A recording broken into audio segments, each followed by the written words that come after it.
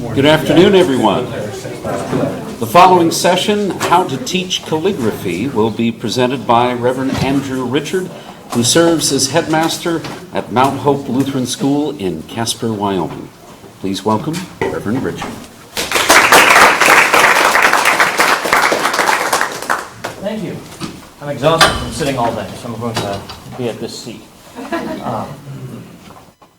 Did everyone get the handout?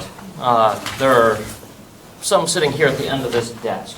You'll want that for reference. We're going to be looking at calligraphy, which simply put means beautiful writing, but it's much more than that, especially in the life of the church. The front side of this is more why teach calligraphy. I want to give just a little apologetic for it before actually diving in. But since this is titled How to Teach Calligraphy, we'll get to that pretty quickly. The first thing, obviously, is that the Bible is important to us. And one of the main reasons that calligraphy became an art in the church is because we value the Bible very highly. There's a scribe. We actually know his name. We don't know most scribes' names. But this one's name was Dominicus. And in April of AD 1091, after completing the Silos Apocalypse, it was a copy of the book of Revelation with commentary, he concluded with the following: "My book is ended. For the scribe it has been hard toil. For the reader it will be uplifting and refreshing. The scribe drains his body of strength, while the reader nourishes his mind. So if you gain anything from this work, forget not the laboring scribe. Those who cannot write think it no work at all. Should you, however, wish to know what labor it entails, I shall tell you how heavy a burden writing is. It brings darkness to your eyes, crooks your back, wrecks your ribs and stomach, pains your kidneys, and engenders loathing of your body. As sweet as the home port is to the sailor, so is the final line to a scribe. The end. To God be thanks forever." And that's how he concludes his copy of the Silos Apocalypse. He goes through there what he was willing to endure and go through in order to have a copy of the Scriptures. You can ask kids, how many of you own your own Bible? And then make them realize just how rare a thing that is in the history of the world, to have your own copy of the Scriptures. It was only our equivalent of millionaires who had their own copy of the Scriptures, because it had to be done by hand. And most people didn't have their own copy of the entire Bible. That was mostly for monasteries. But people might have a Gospels book or a Book of Hours, which would have the Psalms and the order to pray them in a sanctoral calendar. It was hard work making copies of the Scriptures. It all had to be done by hand. Now, flowing out of this, it connects calligraphy with our Christian history. So the Lindisfarne Gospels. How many have heard of the Lindisfarne Gospels? Yeah, excellent. Turn to page 4. Numbers are in the top right corner of each page. There's the Lindisfarne Gospels. Title page for the Gospel according to Matthew. And you can actually see the Latin there. Liber. Yeah, here. I don't have a document camera for nothing. Liber generationis. That's Jesu. Christu, right? Or Christi. This is Latin. Filii David, right? You've got it all into the initial D has the A and the V in it, right? It goes on from there. The decoration involved with this is simply astounding. The detail, and it's because somebody cared about the Bible. Now, a little history to go along with it. St. Columba was an Irish missionary to what is now Scotland. He's actually the author of the hymn, "Christ is the World's Redeemer," LSB 539. Christ is the world's Redeemer. Right? He founded an abbey on Iona, an island, and then when the Northumbrian royalty converted to Christianity, King Oswald of Northumbria sent Aidan, who was from this Iona abbey, to Lindisfarne to preach the gospel to the Anglo-Saxons there. Aidan, that should be an A in the second Aidan, founded a monastery at Lindisfarne, and then as things settled in, Eadfrith, the bishop there, wanted to make sure they had a copy of the Gospels, both for liturgical use there and for evangelizing.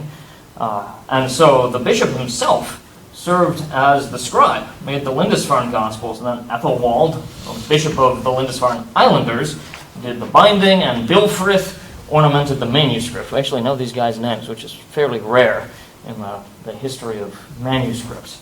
But it ties in beautifully with our Christian history. Again, proves the Bible is important, and people were willing to suffer and put forth great expense in order to make a copy of the Scriptures.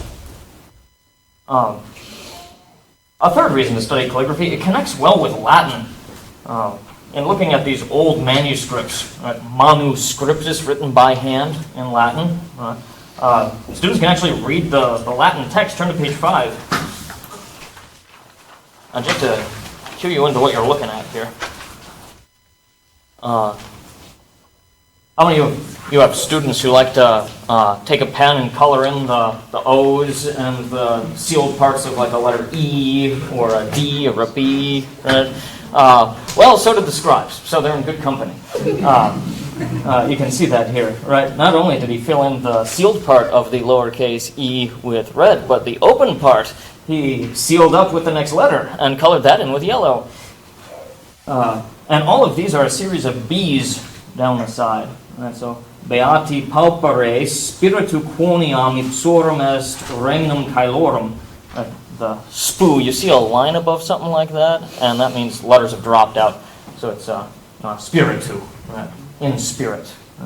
So, blessed are the poor in spirit, for theirs is the kingdom of the heavens. Right?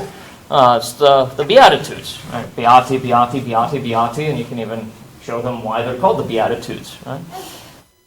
So it connects very nicely with Latin study as well. I've had great fun going through, especially in connection with the study of the Book of Revelation that we did. That was one of the most popular sorts of manuscripts to have, the Book of Revelation. You get some really wild pictures accompanying these things. And you can look at the Latin text. The fourth angel sounded his tuba, right? His horn, but the Latin word for horn is tuba.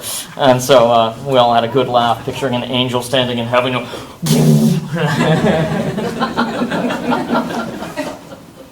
Calligraphy connects with the liturgy. That's the fourth point. And once again, I'll direct you to another page.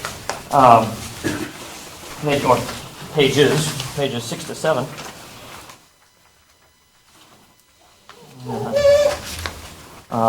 Domine labia mea aperies et os meum annuntiabit laudum tuam. Right. O Lord, thou shalt open my lips, and my mouth will declare your praise. Right. This is from a Book of Hours from around the year 1470. And what do you know? They're singing the same Matin service we still sing today. And here you have it in some rich person's Book of Hours, so that that person could pray Matins. And it goes on, make haste, O God, to deliver me, make haste to help me, O Lord. Glory to the Father, and to the Son, and to the Holy Spirit, just as it was in the beginning, and now, and always, and into the ages of the ages. And once again, that little line indicates something is missing. That's Amen, but missing 2 letters, because everyone knows what it is. So you don't have to write it all out. You have to conserve space, and that's part of what they were concerned with. So when there were common endings for things, you could just stick a dash above it. Everyone will know what that means. And for people who read Latin, they did. It was easy enough. So we've hit 2 main kinds of manuscripts that you'll come across in the study of calligraphy. Gospel books, that'd be like the Book of Kells, the Lindisfarne Gospels, and books of hours, Psalter, and prayer cycle for it. Yes. Would you like to come in and have a seat? No, you're just fine, just fine. Yeah, I don't want to watch you stand the whole time.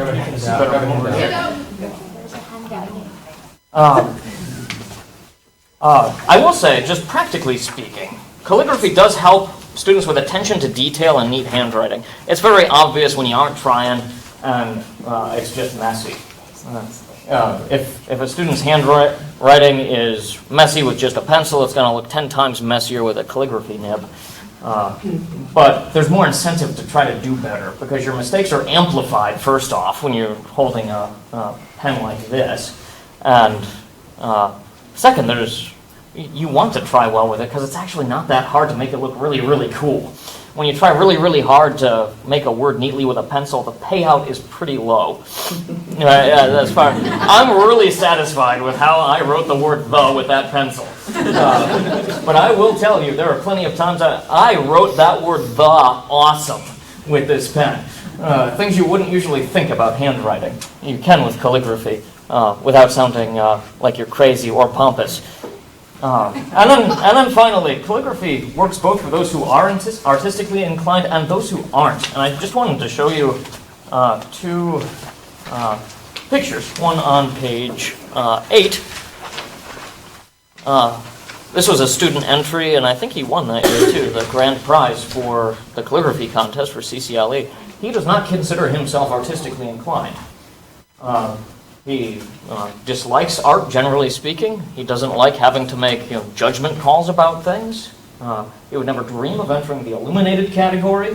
He just likes knowing that this is how you do the Gothic script, and you make this stroke, then this stroke, then this stroke, then this stroke, and so on and so forth. And he does it really, really, really well. This student is more artistically inclined. However, if you compare just their script, just the black words on the page, there isn't that much of a difference. You don't have to be really artistic in order to do calligraphy well. I tell the students, half of calligraphy is knowing how to cover your mistakes, and the other half is knowing how to do the same thing twice. And if you've got those two things figured out, you're going to be just fine. So that's a little apologetic for why teach calligraphy. All right, now we're going to get into the actual nuts and bolts of why you came to this session.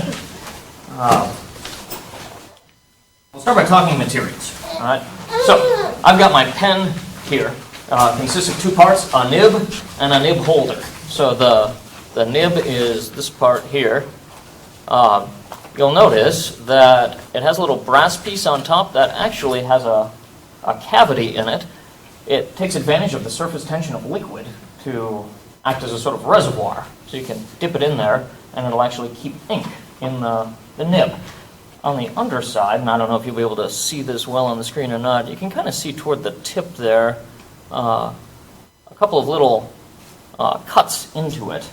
There are actually two very, very thin channels, and there are 3 tines of this nib. It works based on what's called capillary action, so that when you put the pen to paper, you don't have to press like a ballpoint pen or a gel pen.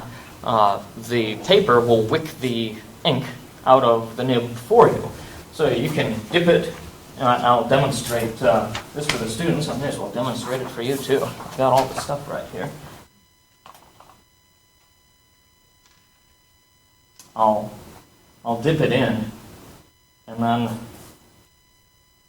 I'll simply place it on the paper and not even press at all, and it'll mark. So that's something important to get used to. You don't want to be putting downward pressure like you would with regular sorts of pens. The capillary action helps take care of that. That's actually very convenient. That means your hand is more free to focus on the front to back, side to side movement, and doesn't have to worry about the third dimension of pushing down into the page. You just kind of let it rest. I went out right before this session and washed my hands. You don't want oil on your hands when you're doing this. Many calligraphers will actually have a little scrap of paper that they put under the edge of their hand so that as they're going across the page, it's not leaving any bad marks. So that's the nib and the nib holder. I recommend these speedball nibs, and all of this is on the sheet for you, including links for where to find the stuff, at least where I get it from. And I've done the work of scoping things out and have picked places that are affordable and consistently have the stuff in stock and ship it quickly and have good customer service. So if you don't feel like doing the work of tracking it down elsewhere, I would just use these places. Yes, so This is a Speedball C2 nib. There are different letters. Those indicate what the end of the nib is going to look like. So some of them actually terminate in a sort of flat dot, and you can draw that way. The C nibs are known for being italic nibs or the blunt edge nibs.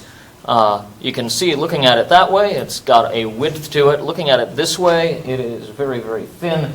What that means is when you make a stroke like that, it's going to be nice and thick, and when you go sideways, it's going to be thinner. Got a pretty wet nib right now, so it's laying down lots of ink. But you can see the difference between the strokes there. On computers, they're called fonts. With calligraphy, they're called hands.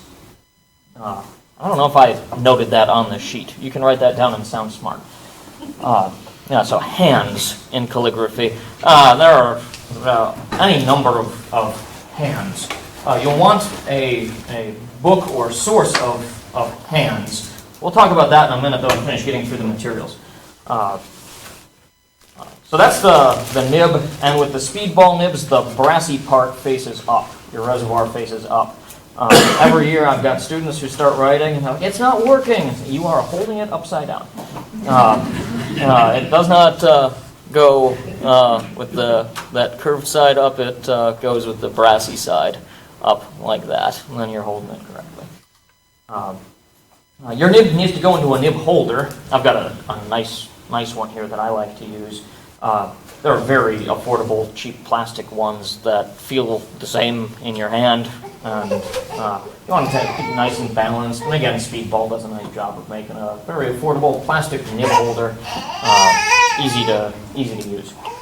So your nib holder. There are as many inks under the sun as you might please to have. There are some. Do you write with fountain pens by chance? No, I have a friend though. Yeah, Who does? Yeah, I write with fountain pens a lot, and you should see my closet full of ink bottles. You want something fairly affordable. Black is nice. Black India ink is pretty popular. Black Sumi ink, and this is listed on your page there under ink.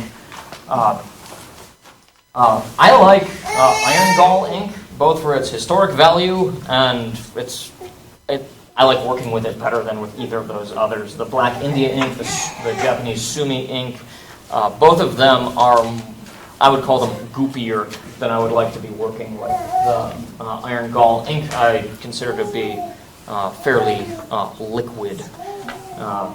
And part of that is I'm just used to it and know how to make it do what I want it to.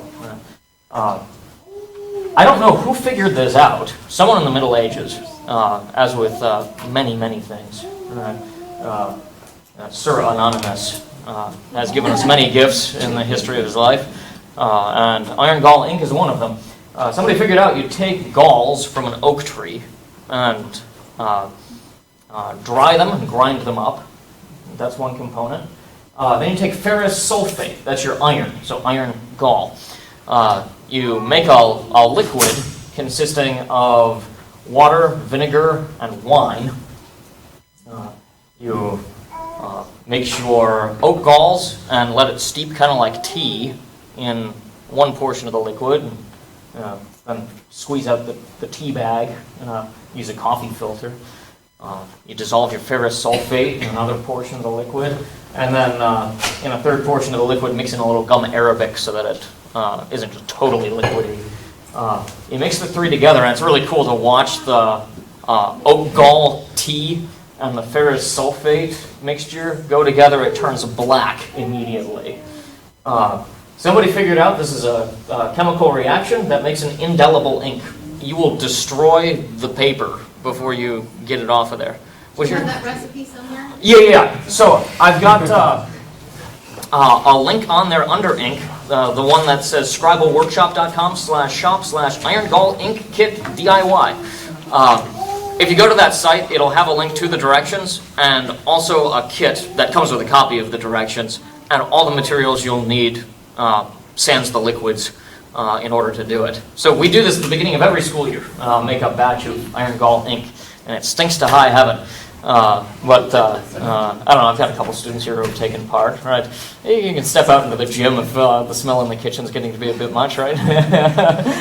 Work in a well-ventilated area, or at least a place where children have the opportunity of retreat if they need to get away from it for a second. Or you can just tell them to suck it up, you know. Right? You'll also want something to hold the ink. I've got a link on there to these nice little 5 milliliter vials. Plastic bottom, plastic lid, even comes with a little rubber ring in there so you can seal it up when you torque it down. I simply took a 2x4 and cut chunks of it, and then took a drill that was the same drill bit that was the same diameter as the vial, and it holds a vial in one side, and you can rest your pen in the other.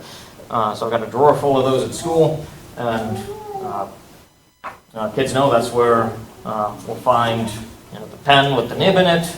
That's where I'll find the ink block with the ink vial in it, and they can just stop there, grab this set, grab some practice paper, and head to their desks.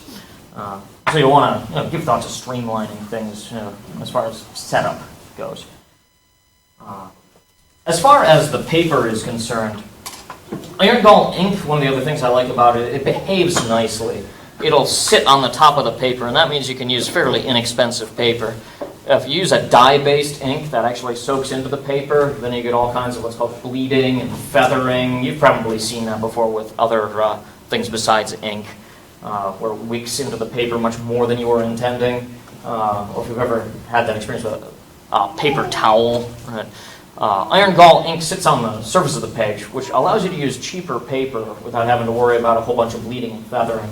I do like to upgrade a little bit. It just makes the writing experience so much more pleasant. This nice smooth paper, this is the HP Premium 28. I consider it to be a nice balance between cost and quality for working with this particular ink. By the way, I'm for demonstration purposes, I'm just using a modern iron gall. Our homemade iron gall ink has been sitting at the school the whole school year and now into the summer, and it starts to cake and coagulate over time. So we make a new batch each year. So I'm just working with a modern iron gall, which happens to be a little blue. As far as calligraphy guidelines go, there's a URL there for making your own. You can go to a site and put in the stipulations. Everything is based on nib widths. So I mentioned I like the C2. A C1 would be even wider, a C0 even wider, or you can do a C6 and you can barely tell it's italic. The downstroke and the side stroke start to look very much the same. A C2 is a nice balance. But you'll note, I've got a piece of that practice paper right down here, these little notches on the side correspond to the widths of my nib, right? And you'll have a pattern kind of like this. It's cut off because of the margins of the printer. This one happens to be 4 nib widths high for the main body of the letter. The hands are based on nib widths as far as the height goes. If your lines are the wrong amount of nib widths high, then you won't get the nice contrast of light and dark with the letters and the strokes. If it's too small, then it's going to look very cramped, and some of the nice white space that helps the thing breathe will just get eaten up by the ink. Whatever hand you're learning will dictate how many nib widths you want for the main body of your letter, how many nib widths for ascenders, how many nib widths for descenders. You get to talk like you're teaching kindergartners again, right? Ascenders and descenders and the body of the letter and all that good stuff. All right, as far as hands go, what are the actual scripts? A couple of historic ones that I really like working with. Unseal. You'll have seen those on some of the pieces in the handout. Generally, think of it as a sort of Irish script. And for good reason. That's the script they used for making the manuscripts like the Lindisfarne Gospels or the Book of Kells. It pairs well with Celtic knotwork. So if you want to teach this hand and then teach a little Celtic knot work as well. I listed it under hands since it complements unseal nicely. At the bottom of that list, there's a wonderful website called calligraphy-skills.com. I like the Gothic script there, the Roman rustic capitals, the Celtic knot work. It does not have instructions for an unseal. This is what a book I recommend called The Calligrapher's Bible looks like. You don't need a copy for every student, because as you teach them letters, they can make their own alphabet sheet. And you don't even have to make photocopies of this one. You just teach them the letters. Once they know the whole alphabet, have them write it out on a piece of practice paper, and then they've got a copy of the alphabet to emulate. And then there are some other resources listed on this sheet as well. Like I said, calligraphyskills.com, the Calligrapher's Bible, which you're looking at here. If you want to tie in a little history of manuscripts, there's this really great book called The Art of the Bible, put together by the British Library. It features some of their holdings of manuscripts, has a little write-up about each one, great pictures. So you can just get a copy of the book and page through and show students some of these things. Wide variety of manuscripts featured, nice little write-ups about each one, so you can sound like you know what you're talking about when you show them in class. All right, now that's all the materials. Big things are pen, ink, paper. Those are the three things you need to have settled: pen, ink, paper. And then you need to know what hand you're going to be doing, and you want to make sure your practice paper is proper nib size. The first thing you're going to want to teach students, say they've gotten to their desks, and they have their pen, they have their ink block, they've got their practice paper, are all ready to go. You want to run through a few things first. First, before you do anything else, you agitate your ink. And I always tell them one finger on top, one on the bottom, just in case you have a loose lid. We don't want disasters. When I say agitate the ink, I junior high and high school students, so many of the boys will start, your mother's fat, agitating the ink, getting it all worked up. And it doesn't take much to get the particulates mixed back in with the ink. I always tell them, you never have the vial out of the ink block with the lid off. So put it, Deborah's smiling. You've never been at fault with that, but you've witnessed enough disasters. I'll be glad to recarpet my room at some point, I'll put it that way. So you just leave it in the block, and I tell them, when the lid's off this block, just pretend it's stuck to the desk. You can slide it around, but no picking it up, moving it around, and keep it, for the love of all things, colors other than black. Don't put it near the edge of the desk. I teach them how to hold the pen. It's just like you would hold a pencil, but you do need to monitor this. There are some kids who have picked up nicely when you taught them how to do handwriting the first time, how to hold things the right way. There are some kids who didn't pick up on it the first time, and this is one of the great things about calligraphy. It gives you another go at it without feeling like a kindergartner. So you don't want things squinched up, nice, comfortable grip with 3 fingers. The page will be angled on the desk. I always angle my camera too so it looks straight on the screen. But it is pretty much corner to corner perpendicular to the front edge of the desk. And that's because I'm going to hold my arm like so. You do not do calligraphy from the fingers. You don't do calligraphy from the wrist. You use your whole arm. Your wrist is locked, your fingers are locked, and you're moving your whole arm. So you need room to be able to do that, and that's part of what necessitates angling the paper too. If I don't, and then I'm trying to get the right angle, now my wrist is crooked, and it's not going to stay in that position. My script is going to get wonky as I try to work with it. You also have to keep in mind as you're going down the line, let me camera up a little. As you're moving down a line, you don't want to be, have your elbow fixed in place and be rotating, because that will throw off the angle as you go across. You want to be sliding your whole forearm across the desk in order to travel across the page. I'm going to switch back to my pen. Can I ask a question? Yeah, please. Are there any special steps that you have to take for left-handed calligraphers? Yes. You do the same thing but backwards. I'll demonstrate this. So this was, I realized I had, I think, half a dozen lefties in my class of like 12 or 15 one year. It was almost half of them were left-handed, and I had to learn to do calligraphy left-handed in order to demonstrate that. I didn't have to be particularly good at it, though I will say, to my credit, that my left-handed scripts looked better than theirs, and they were left-handed. But you don't have to be able to do it well or nearly as perfectly as you can with your dominant hand. You just need to be able to show the order of strokes for forming a letter and do it moderately well. And the paper will be shifted the opposite way, right?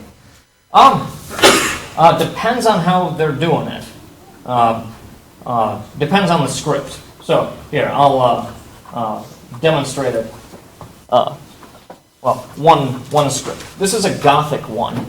I actually made this little booklet. It's just the images from the Calligraphy Skills website that I formatted into a booklet so that students could reference it more easily than printed out pages of letter paper. But let's see. Here, I'll just do a letter B. So we start with a diamond here, and then we bring a line down, add the bottom to it, and then that'll finish it off. And there's a Gothic lowercase b. All right, if I want to do this left-handed, you'll want to settle on what order to do the strokes in, but it's not going to be the same as that one. So come like that, and come up, and add the diamond to the top, like so. Not nearly as good as the other one, but the same strokes are there. The nice thing about this one is the Gothic script, you hold your nib at a 45-degree angle, which means lefties can approach it from the opposite side of that angle and make the same strokes. So that makes it a nice one if you have a bunch of lefties, the Gothic script. But you will want to write out the whole alphabet yourself, right-handed and left-handed, and become proficient and consistent with the order in which you're making the strokes in order to be able to demonstrate it well for the students. That sounds harder than it actually is. This is in part because the hands are made up of lots of the same pieces. So let me just write out some letters from this Gothic script. I'll go in order of the alphabet, though you would teach them in the order in which they are easiest to learn. And actually, maybe I'll just do that. So, diamond, stroke, diamond with a serif, and give it a little thing. There's a letter I. Diamond, stroke, diamond with a little serif. There's an L. You can already write illy, which is a Latin word, right? Or ill, if you prefer, but illy's cooler. Then we'll do the letter N. We start with a diamond. You're probably noticing a theme. We come over here and down like that, and there's the letter N. We'll kind of flip it around and do the letter U. All right. Now you're probably picking up on the two main strokes that go into most of these letters. What are the two main strokes that go into most of these letters? A diamond and a stroke, yeah. And that's where you start teaching calligraphy. Now, once they know, this is how I get my materials, this is how I handle my materials, this is how I hold my pen, you will want to teach them to dip the pen too. There's a little ridge on the top of the nib. You can see it jutting up there. That's part of the reservoir. You want to dip past the reservoir, but not so far that you're going to be getting it all over your fingers. So it's a happy mean. You can also kind of push the edge against the flat part of the nib against the edge of the vial to get any excess off. Kids can get frustrated when they've just dipped and start writing, and then it goes and it just dumps a bunch of the reservoir onto the page. You don't want too much in there. But once they know how to dip the pen and hold it properly and have a good grip of it and slant their page and have their arm all set, then you just start making those base strokes. And it's a bit ad nauseum because you're going to go diamond, diamond, diamond, diamond, diamond, diamond. And you're going to fill the whole row. And then you as the teacher go around and say, oh good, you got better as it went on. Here's your best one. These two look vastly different from each other, so let's work on consistency. Or that's not exactly a 45-degree angle, that's more like a 30-degree angle, right? Check your angle at which you're holding the pen. And so I'll have them make a whole row like that before anything else can happen. And if it's a bad row, then a second one follows, or a third. Question. Yes. What are some of the typical errors they're making as you're giving that instruction? What do you see that you have to go back and correct or redirect? It's a lot to remember at once. So a common one is instead of moving the arm across, pivoting from the elbow. So I started at a 45-degree angle over here, but now I've pivoted and I'm at like a square over here. That's a common one. Another common one is pulling the stroke too far. So it's not actually a diamond. Or pulling it too short. You want it to be a square. Another common one is doing this. I don't know if you can see my fingers going. Making your strokes that way. You don't want to be working with your fingers. You want to be pulling with your arm. And kind of breaking them of, but it's such a small stroke, why do I need to move my whole arm in order to make it? Because you want to be consistent and you want it to look good. It's hard to be consistent when you're squinching your fingers, right? So there's no good way to have that many moving parts and do something consistently, right? When it's just you're moving your shoulder and letting your elbow kind of go with the flow, it's very easy to do the same thing over and over. Your fingers aren't moving, your wrist isn't moving. It's just your whole arm moving across. So those are some of the common mistakes. Sometimes there's too much ink on the nib, so they don't have sharp corners. It's just kind of a blob. But really, you're going for consistency here. 2 rules of calligraphy: knowing how to cover your mistakes and being able to do the same thing twice. Once things are looking good, then move on to just a simple downstroke. So again, maintaining a 45-degree angle. Did you see how I had a false start there and backed up and just took care of it? That's the half of calligraphy, is knowing how to cover your mistakes. You just start to do it without thinking.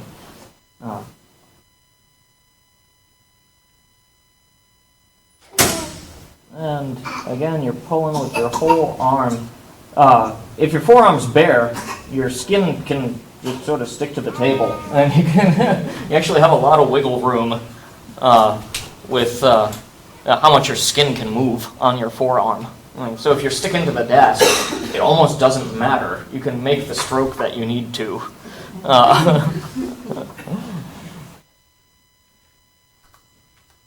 Yep. And then once there's a line of those, start making the stroke involved with the L. Common mistakes here are they aren't parallel, the 45-degree angle disappears, pivoting from the elbow. You want to be able to do these strokes consistently. The other thing is holding your paper at an angle. What you need to do in order to not have an awkward wrist bend, which you can't maintain, right? Having it natural, that's easy to maintain, which means consistency. But the disadvantage of slanting the paper is a kid thinks he's making a straight line, and then you always have to check yourself afterwards. You make it actually straight to yourself and find out, oh, they're all slanted a little to the right. Make another line, correct for that. Right? And then you start combining shapes. Like I said, the Calligraphy Skills site that has the Gothic text walks through letter by letter. This is the order in which you make the strokes. Here are the base strokes. Practice these strokes. Start making letters. Start putting them together. Let's see, what time are we at? 2:56. We end at 3:15, I believe. So we'll keep at it.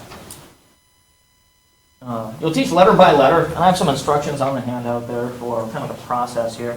Of course, first off, learn it yourself. And like I mentioned in response to Dr. Veith's question, you need to be able to demonstrate it both right-handed and left-handed. Explain the materials and tools. Note that the ink stains. Iron gall ink, it's possible to get it out of clothing. There are some mothers that have worked miracles. There are also kids who have figured out, oh, it's Friday, we're doing calligraphy, I'm wearing this shirt, this uniform shirt to school today that already has the big ink spot on it right here. Yeah. and I don't make hay over that, whatever. Wear a stained shirt, I don't care. Better than wearing one that doesn't have a stain, and now you've got two stained shirts. Though if you're careful, that doesn't happen. You teach the setup and then practice base strokes, teach letters either in order of easiness, and that's how she lays out this particular one with that script, or according to their sort of stroke groups. I'm going to switch over to Unseal here, which is in this Calligrapher's Bible. I love the Unseal script. But one of the common strokes is this guy here. Practice that a bunch. And that's what goes into your C, and it's what goes into your D, and it's what goes into your E, and it's what goes into your G. And plenty of others as well. So practicing them in base stroke groups. And the Calligrapher's Bible is nice because it actually does that in the margin. It has... Why do I keep holding it up? I've got a document camera right here. So there's your hand on the left, what it looks like. And then on the right goes through certain stroke groups. So you can see them arranged on the side here. So you teach these ones together, teach these ones together. And work simpler to more difficult. Yeah. How any of these resources outline the different stroke order for lefties? Yeah, they don't go through it. As far as if you're doing this upside down or backwards, what order do you do it in? Oftentimes the reverse of what you would normally, except that the first stroke that you make using your right hand is the stroke that lets you get your bearings. Everything else is going to revolve around that and hang off of it and attach to it. So in doing it left-handed, you want to pick a stroke that's going to serve well as a bearings stroke or base stroke that everything else can attach to. It won't necessarily be the same stroke that you would initially make doing it right-handed, but it needs to be a significant enough mark on the page and a significant enough portion of the letter that everything else can kind of hang on to it. Yeah. And then, of course, as you learn letters, you'll want to practice doing whole words. So getting some vowels in pretty early on is key. The Gothic is nice because you learn I, then you learn L, and immediately you can start putting things together. And in fact, the whole progression of that one's nice. She even gives recommended words you can make along the way using the letters that you've already learned. But you do want to practice that. I'm just going to demonstrate with the word the about letter spacing. So this is back to Gothic. Go much ink on there. All right, there's a T. And H. And E. That's not bad. Here's how you don't want to do it, or one of the ways you don't want to do it.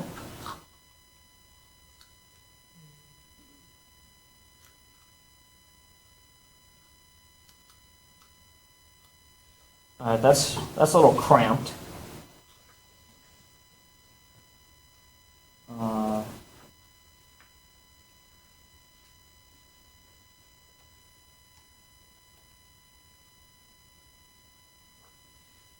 That is not consistently spaced, right? You want for a nice balance of light and dark strokes. If you turn in your handout to the Book of Hours page, I think it was page 7. Yeah, top of page 7. Look at that is a beautiful word. That what is it? Annuntiabit, right? Right at the top there. You almost have to squint at it to figure out, and a higher resolution image would make it clear. What strokes are joined to what other strokes to make what letters. But note just the consistency with the N, U, N. Right? All the strokes that make up those letters are evenly spaced, are perfectly parallel, and give a very pleasing balance of light and dark. And that's what you're working on when you're doing word practice, is that your spacing and your balance of light and dark is looking right with the letters. That is a bit of an aesthetic judgment call. But like I said, I've had plenty of students who don't consider themselves artistic who can make that call and make it well. So it's not as complicated as you might think. But as far as, say now, okay, we've learned a whole alphabet, we've been working on writing words and getting good letter spacing and word spacing as well. You want to make it clear this letter belongs to this word and not its neighbor. Right? And this is where, again, looking at good old medieval manuscripts is really helpful for seeing spacing and getting a good feel for it. Intuition, as well as a nice historical study. There are several things you can do from there, and we do a couple of main things with this at Mount Hope. We send Christmas cards to the shut-ins every year. And so I pick up blank cards at Hobby Lobby, and when I'm doing the Gothic script, it'll look something like this. And I'm rushing here so that I can get it on the page for you. I would usually be doing this slower and nicer. Notice how I just changed my nib angle to get those lines. Right? Some letters will call for a change in nib angle. I had a little false start there, so I'm going to go back and fill that in so it looks nice and smooth. Half of calligraphy is covering the mistakes.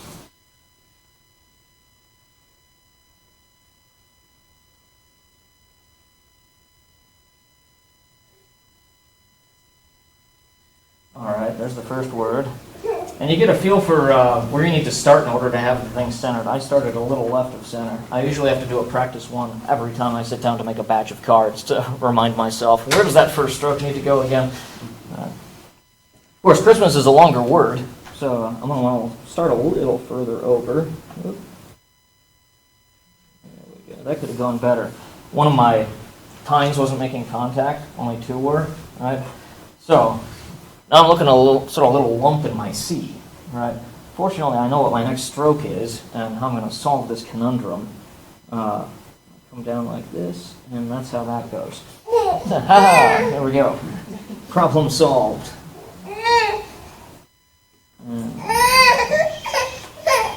Oh, so that regularly happens too when you use the edge of the nib. I was hurrying. One of the tines didn't come back into place afterwards, and so then when I started to write, it went bop and flung ink on the page. I've had kids do that toward the end of a project. Like, yep, that's how it goes. Start over. That's the words of whoever on the first page. Yeah, the pain. Yeah. The agony. You know what I have gone through to give you this text. Yeah. So let's see how well we can salvage this. Now, unfortunately, I don't have letters hanging out up there where there are ink spatters, but we'll be able to make the best of this anyway. All right, now I'm just rushing. Fancy. That's one of the last ones you learn in Gothic because it's obnoxious to do well.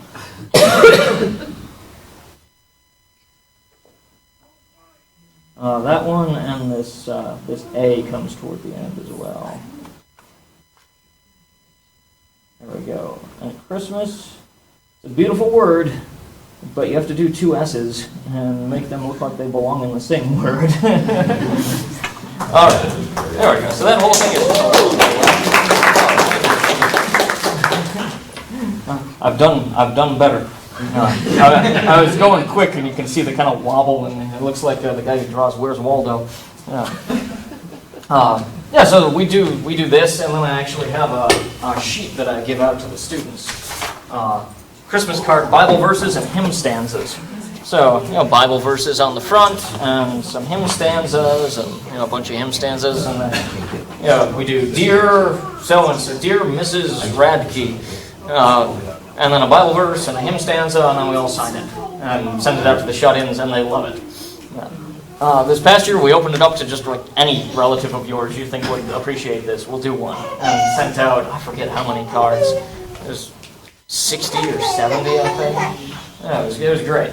The other main thing we do with these is a project. So we do this kind of by semesters. The junior high students for half the year, the high school students for half the year. Their end of semester project is to do a full piece on letter-sized paper. And letting them know what format they're going to be working with at the outset of the school year of the semester is key. And having practice paper that's going to be comparable to what they're working with. You can even box out a section for an illuminated capital, just make one of the Gothic letters larger, going to look nice, and then write out the verse.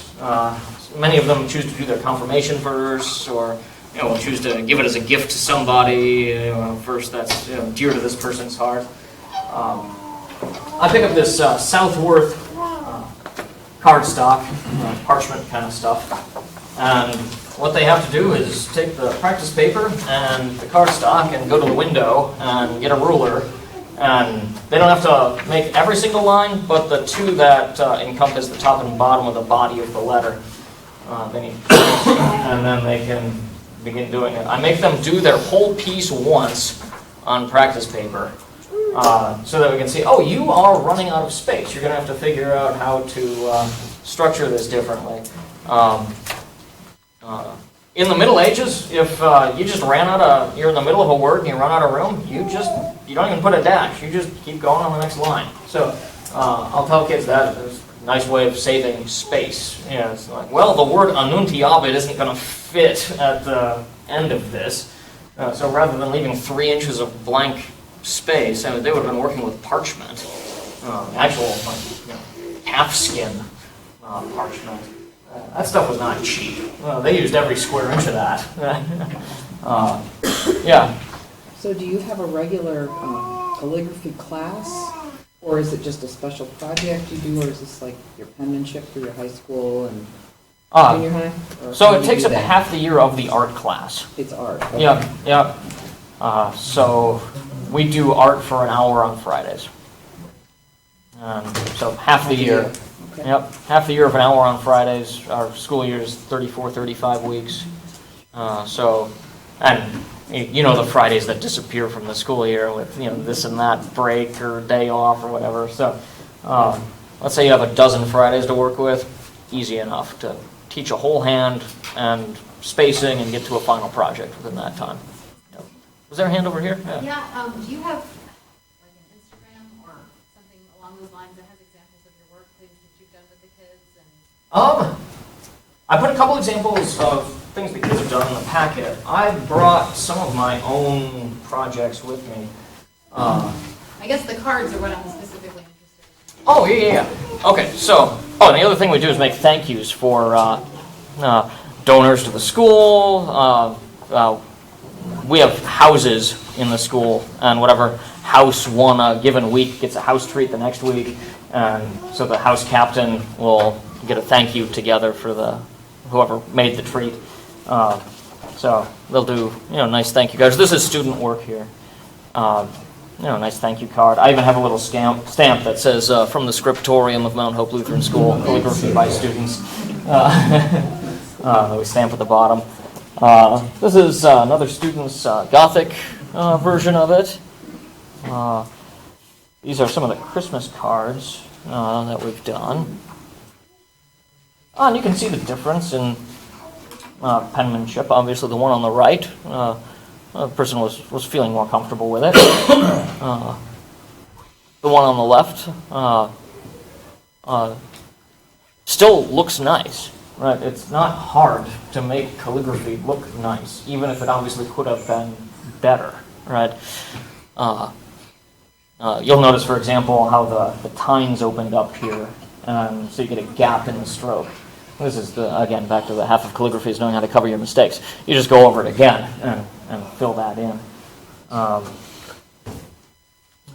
Some other examples. Right? You wouldn't believe how many kids will write Merry Chistmas. Just like leave out an R or something. And it's like, oh, that looks great. It's like, oh, wait, that does not say Christmas. It's like, yep, that happens, so do it again. Yeah. So when you buy like a calligraphy set, right, it's those ones that have like the ink that you screw in. What's the Sure. pro or con of what you do versus that? Yeah. The dip pens you can rinse out at the end of every session, and then it's not sitting there with ink in it not being used for a week. That does make a difference. That dye-based ink ends up being much more expensive to maintain in the long run. And the dip pen it's more authentic to what they would have been doing in the Middle Ages as well. But yeah, that was my first calligraphy set. Was the 3 pens and the ink cartridges and a few different nib widths on the 3 different pens, and that's what got me into it when I was 6th or 7th grade. I've been doing this for over 25 years now.